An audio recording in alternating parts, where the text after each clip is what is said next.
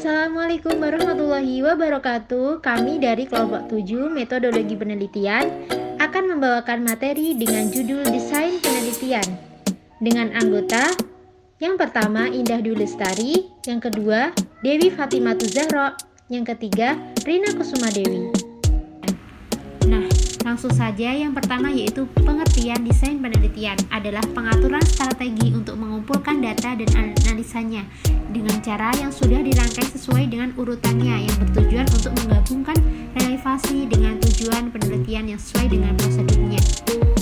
Lebih jelasnya, yaitu desain penelitian merupakan sebuah rencana prosedural yang menjadi paduan peneliti untuk menjawab pertanyaan-pertanyaan peneliti secara valid, objektif, akurat, dan ekonomis. Dengan kata lain, desain penelitian sangat diperlukan oleh peneliti untuk mengarahkan kerja penelitian agar lebih efektif, efisien, dan tepat sasaran. Nah, di sini saya akan menjelaskan tujuan manfaat desain penelitian. Yang pertama yaitu studi kasual yang bertujuan untuk menjelaskan hubungan sebab akibat atau menjawab pertanyaan apakah dan mengapa, atau berusaha untuk menjelaskan hubungan-hubungan antara variabel. Yang kedua, studi korelasional yang bertujuan untuk mengidentifikasi adanya hubungan antara variabel yang teliti atau menjawab pertanyaan sejauh mana pengaruhnya. Yang ketiga yaitu studi deskriptif yang bertujuan untuk mencari tahu tentang siapa, apa, di mana, bila mana, dan berapa banyak. Nah, langsung saja ke manfaat desain penelitian.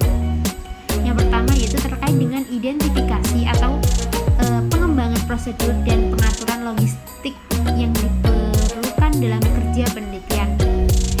Yang kedua yaitu pada pentingnya kualitas prosedur-prosedur tersebut dan dalam kaitannya dengan validitas, objektivitas, dan keakuratan kerja penelitian. Untuk materi selanjutnya yaitu jenis-jenis penelitian. Yang pertama, penelitian berdasarkan metode atau teknik yang digunakan. A. Penelitian sejarah. B. Penelitian ex post facto. C. Penelitian eksperimen. D. Penelitian naturalistik. E. Policy research. F. Action research. G. Penelitian evaluasi. Yang kedua, penelitian berdasarkan tujuan. A. Basic research atau penelitian dasar. B. Applied research atau penelitian terapan. Untuk yang ketiga, penelitian berdasarkan sifat permasalahannya.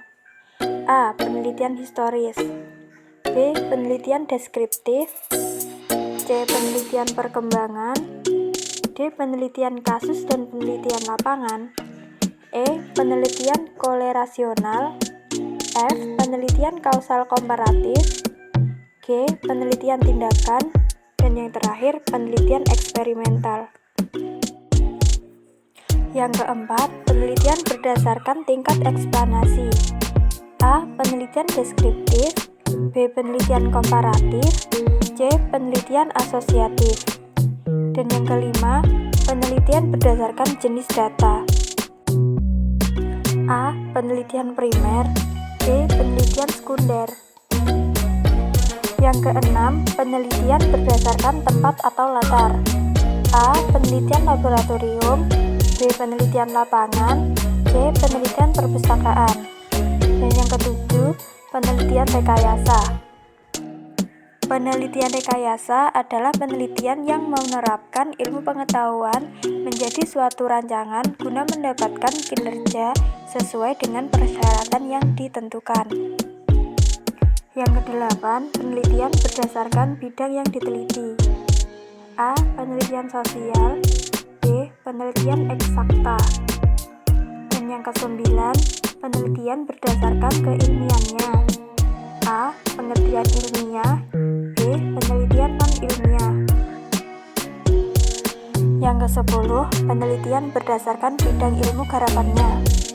A. Penelitian bisnis. B. Penelitian komunikasi. C. Penelitian hukum. D. Penelitian pertanian. Dan E. Penelitian ekonomi. Materi selanjutnya adalah bagaimana desain penelitian.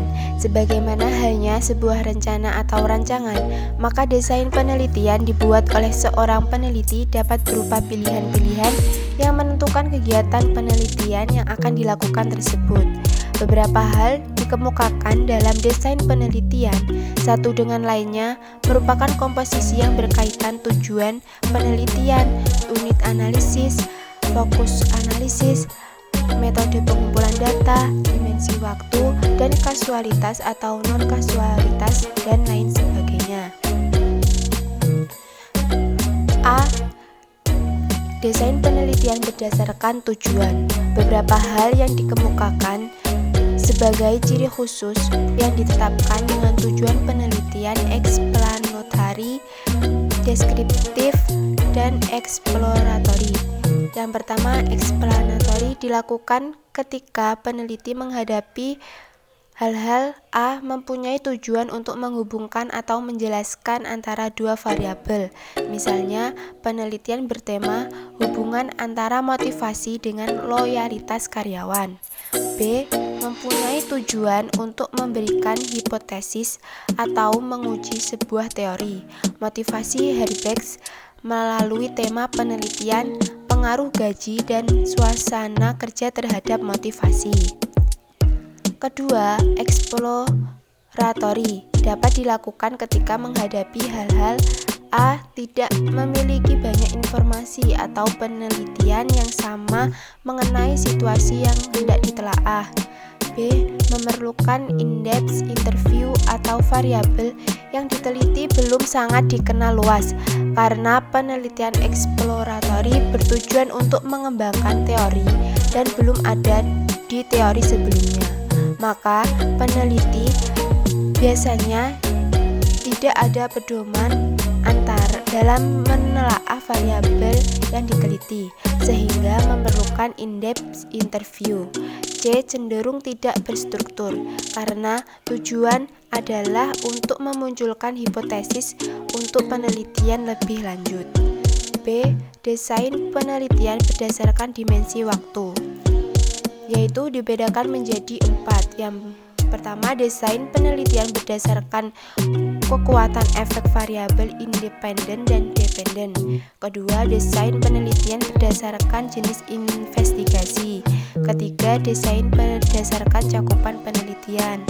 Keempat, desain penelitian berdasarkan lingkungan penelitian. Mungkin cukup sekian materi dari kelompok kami. Mohon maaf apabila terdapat kesalahan, baik kami sengaja maupun tidak sengaja. Dan wal akhir,